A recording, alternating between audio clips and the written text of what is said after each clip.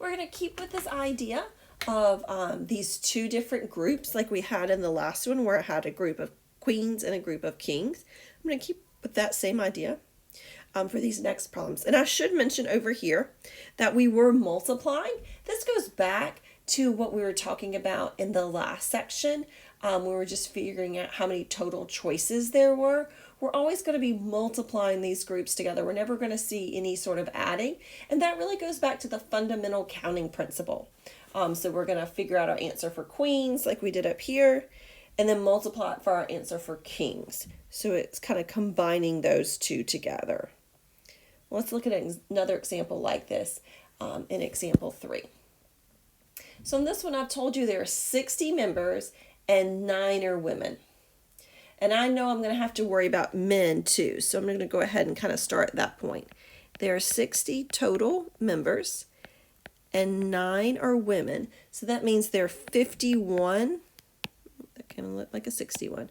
There are 51 that are men.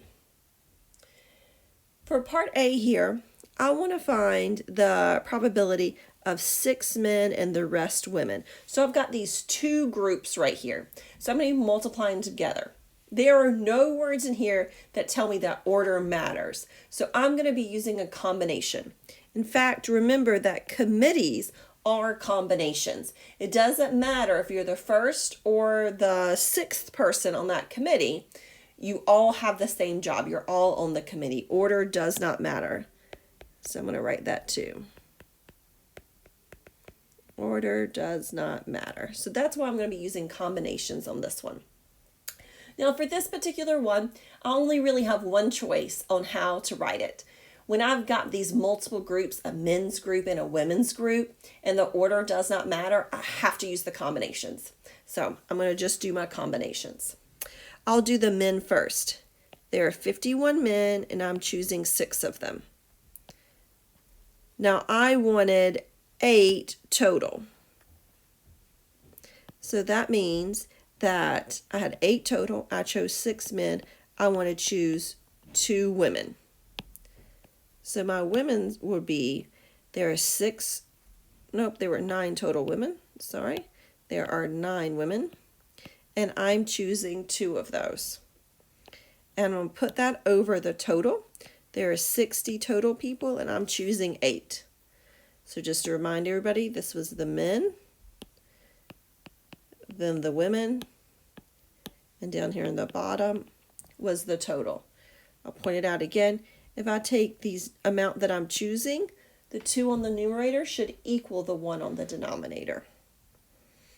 Also, a common mistake that people make are they want to put like the 2 biggest numbers together and the 2 smallest numbers together. That's not a pattern that we want. We really want to go with the units. Men go together. So the total men and the men we're choosing. So if you look, I've got the word men there and the word men there. So 51 and 6 go together.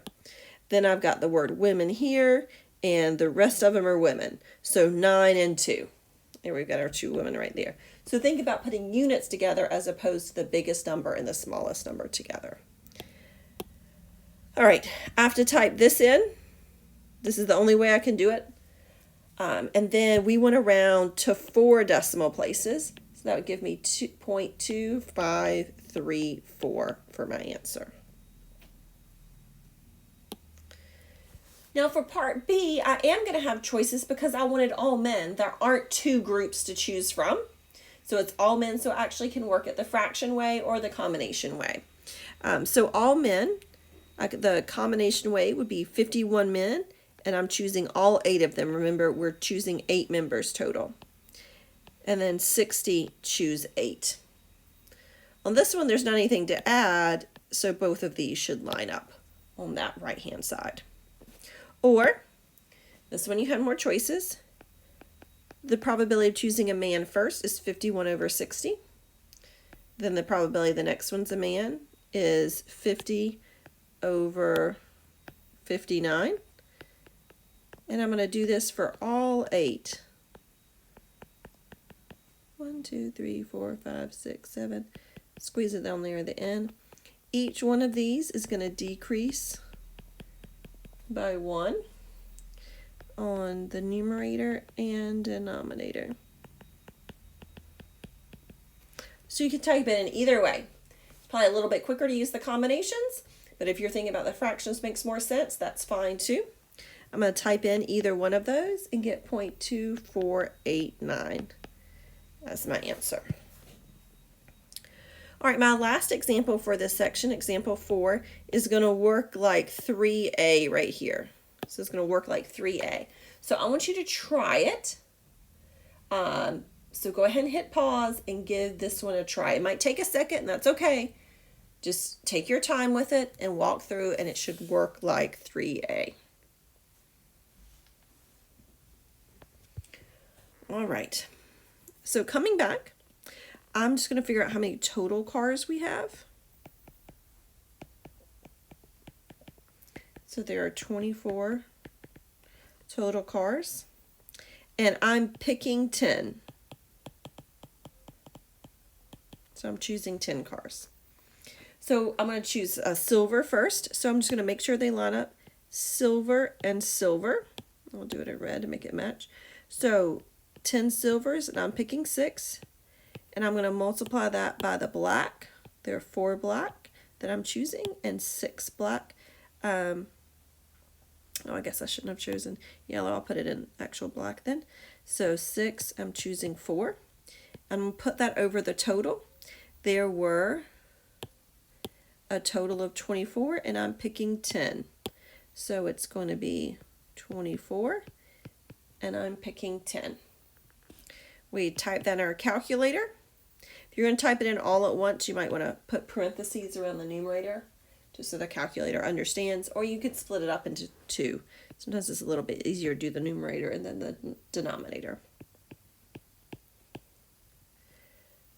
To get my decimal, and I did go, the direction said 2 decimal places. I'm sorry, 6 decimal places, which is what I wrote down. All right. For part B here, it's going to work similar. We want 5 red and the rest silver. Now remember, I'm picking 10. 5 are red, so there's also 5 silver, just kind of before I get started. All right, so red I haven't done yet. So let's see, there are 8 red, and I'm picking 5. So let's see, there are 8 red, and I'm picking 5. And then silver, I already did in red. So 10 silver, and I'm choosing 5 of those again. And then the total would be, again, 24, and I'm choosing 10. So that same denominator on the bottom. Like I said, it might be easier just to type the numerator in to start with instead of doing it all at once, or you might need to use parentheses. This answer is going to give me 0.007195.